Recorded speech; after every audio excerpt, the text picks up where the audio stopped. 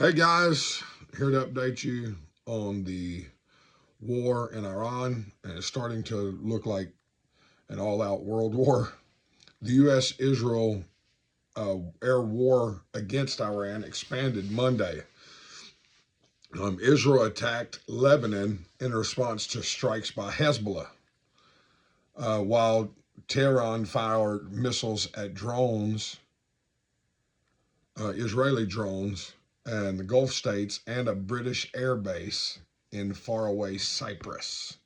So there are several new faces on the scene in the war with Iran.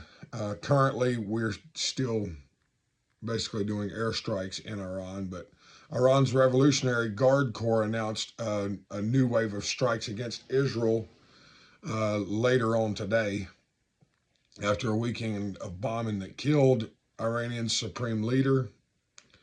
And apparently, all the neighboring countries are being pulled into a war with us now. And the biggest U.S. foreign policy gamble in decades. Reuters says Donald Trump launched a campaign alongside Israel against a foe that had tormented the United States and its allies for generations. At least they're willing to say that. And Trump repeated his calls on Iranians to rise up. And so Trump is basically saying, look, once Operation Epic Fury is complete,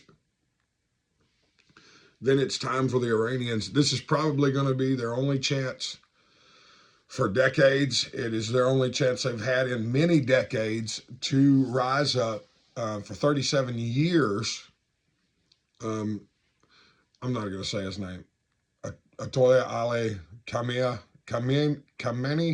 Yeah, it's pretty rough.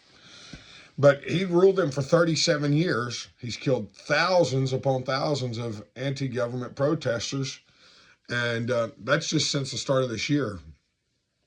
But the powers that be that are still in Iran, they're saying they're not even close to surrendering. Donald Trump has touted that there are officials that have called him. They're asking for immunity. They're wanting to be part of the change regime. But the leaders in Iran are still saying that there's no chance, that they're quitting. And they'd have to be, just my opinion, they'd have to be pretty delusional to think that they're going to survive this. I don't see how in the world, what option they think they have. You're getting strikes from Israel and from the United States, and the reality is right now we're targeting their military bases, we're targeting missiles, we're targeting regime officials. But the truth is, we could just wipe Iran off the map if we wanted to, and so that's clear that that's not what Donald Trump is trying to do. That's not what we want as Americans. It's not what he wants as a president.